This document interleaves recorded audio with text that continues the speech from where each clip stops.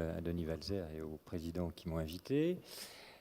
C'est très agréable de parler de GHT dans un colloque de la FHF, car je n'oublie pas qu'au départ, il y avait les réflexions de la FHF sur les groupes publics.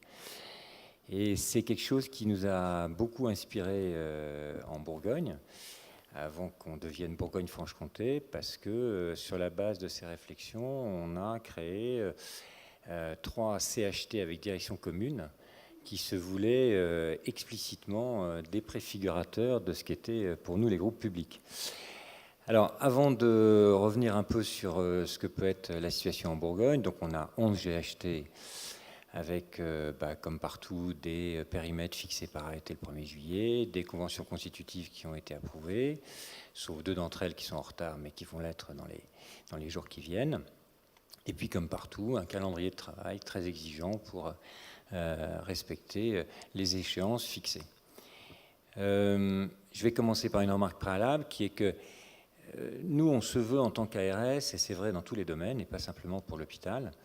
et pour l'hôpital public, mais on se veut d'abord des facilitateurs, des accompagnateurs. On est conscient que le système de santé, il doit connaître une forme de révolution dans les années qui viennent. Et on pense que notre rôle n'est pas de se substituer aux acteurs, mais de les mettre en condition de réussir ce changement. Je le dis parce qu'il y a souvent l'inquiétude devant ces processus qu'ils soient l'occasion d'une forme de tutelle, comment on va dire, technocratique, donc coupée des approches, comment on va dire, des acteurs. Et c'est vraiment pas notre objectif, c'est l'inverse. Alors, on a beaucoup d'attentes par rapport au GHT et ce n'est pas complètement anormal parce que pour nous, les GHT devraient pouvoir répondre à des enjeux absolument majeurs de l'hôpital public, étant entendu que la conception de l'agence, c'est que la force de notre système, c'est d'avoir un système hospitalier dual avec un secteur privé et un secteur public. Et pour nous, la première attente, c'est que l'hôpital public devienne une force d'innovation dans le système et ne laisse pas cette capacité d'innovation au seul secteur privé. La deuxième attente, elle est encore plus majeure, c'est qu'à travers la mise en place des GHT, on ait la possibilité de repositionner en profondeur l'hôpital dans les parcours et dans son territoire. Et nous, on parle de virage ambulatoire, mais quand on parle de virage ambulatoire, ce n'est pas uniquement développer la chirurgie ambulatoire, faire en sorte qu'il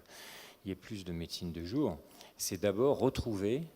un lien avec les autres acteurs de la médecine de ville, du médico-social, et voire du social, et donc faire en sorte que l'hôpital soit un moment fort de la prise en charge. C'est normalement un moment fort parce que c'est la prise en charge en aigu sur des situations difficiles, sur des cas complexes, mais c'est un moment qui doit être complètement articulé avec d'autres moments. Et à court terme, la première attente qu'on a vis-à-vis des GHT, c'est que l'organisation des filières hospitalières soit le point de départ d'un meilleur accompagnement des personnes dans les parcours. Et je vais prendre un exemple très rapidement, je ne développerai pas, mais organiser la filière gériatrique, c'est d'abord permettre qu'on ait une meilleure relation entre les EHPAD et les services d'urgence, entre un médecin traitant et un service de court séjour gériatrique, etc., etc. Bon, ça, c'est la première attente. Il y en a une deuxième qui est extrêmement importante pour nous, en Bourgogne-Franche-Comté, qui est la relation entre le CHU et les hôpitaux publics. Nous pensons, nous croyons que la mise en place des GHT doit être le point de départ d'une relation renforcée, considérablement renforcée, entre le CHU et les établissements de santé, parce que nous sommes confrontés à une crise très violente de démographie médicale. On a eu plusieurs fois ces derniers jours les honneurs de la presse nationale, puisqu'il y a 32 postes vacants à l'hôpital d'Auxerre, ce qui a beaucoup passionné les médias au moment où la ministre a annoncé des mesures d'attractivité pour l'hôpital public. Et nous pensons que la mise en place des GHT peut être une forme de réponse à travers, bien sûr, la constitution d'équipes de territoire, mais aussi à travers un partenariat renforcé entre le CHU et les GHT pour qu'on renforce les ressources médicales, pour qu'on organise bien le recours, et donc des filières de prise en charge au niveau régional, et puis pour que on associe le plus possible des établissements à l'enseignement, à la recherche. C'est donc, au fond, l'idée que les GHT sont potentiellement des opérateurs majeurs de ce qui est une politique régionale de santé, c'est-à-dire pour nous l'élaboration et la mise en œuvre du futur projet régional de santé, le deuxième projet régional de santé, puisque le premier va arriver à échéance en fin d'année 2017 et que à partir du 1er janvier 2018, nous aurons un nouveau PRS. Et donc, on est dans une situation qui est à la fois favorable, mais en même temps compliquée, puisque pendant que les GHT vont élaborer leur PMP, on va essayer d'élaborer avec les GHT un projet régional de santé dans lequel les GHT auront une place importante, puisqu'ils seront des opérateurs majeurs du futur PRS. Mais ça veut dire qu'il faut être capable d'associer à la préparation du PRS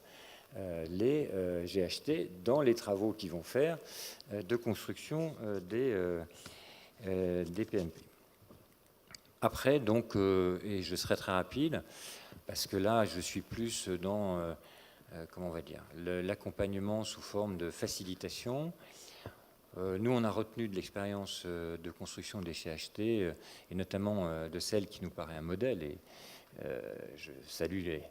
les responsables de Nord-Saône-et-Loire, dont le docteur Delinger, mais on a retenu de l'expérience de la construction de la CHT Nord-Saône-et-Loire-Morvan un certain nombre d'enseignements. D'abord, la nécessité absolue d'associer toute la communauté hospitalière à la construction du projet médical partagé. Le projet médical partagé, il doit être initié, il doit être travaillé par des médecins, mais il n'a de sens que s'il est peu à peu approprié par la communauté hospitalière au sens large. Et dans le cas du Nord-Saône-et-Loire, ça s'accompagnait d'une restructuration assez forte, parce que c'est un vrai projet médical qui dit où est-ce qu'on va faire les choses, comment on va spécialiser les établissements, quels seront les circuits, les parcours des patients. Et ça suppose forcément que les conseils de surveillance, les élus dans les conseils de surveillance, donc le président, s'approprient et soient fortement associés à cette démarche. La deuxième chose qu'on a retenue, c'est que c'est très bien de faire un projet, il faut sûrement le faire de manière progressive et pragmatique, c'est-à-dire pas faire forcément tout de suite, commencer par certaines filières qui sont peut-être plus favorables que d'autres à un travail de réflexion et de coopération, mais qu'une fois qu'on a construit ce projet médical partagé, il faut le faire vivre, il faut le mettre en œuvre, et ça renvoie à des questions de management du GHT. C'est vrai, ce qui a été dit, c'est que c'est une construction qui est complexe, un peu inévitablement complexe, compte tenu de la sophistication des établissements sur lesquels on travaille.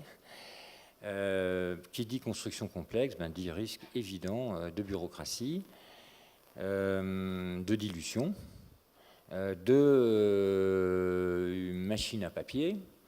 Et de ce point de vue-là, et là encore, je vais saluer les efforts des responsables de la CHT Nord-Saône-et-Loire-Morvan, mais ça veut dire qu'une priorité forte doit être attachée à la construction de pôles fédérateurs. On a dans la plupart des 2 ex-régions essayé ces dernières années de construire des pôles, sur les urgences ou sur d'autres. Voilà, je pense que c'est quelque chose sur lequel nous devons travailler et réfléchir, parce que c'est la condition pour que les projets que nous allons élaborer aient un sens dans la vie réelle. Mais, et je termine par ce que j'ai dit au début, encore une fois, nos attentes, elles sont à la mesure des enjeux pour le système de santé, pour l'hôpital des années qui viennent. On a des attentes d'autant plus fortes que nous savons tous ici que nous devons gérer un changement important dans le système de santé.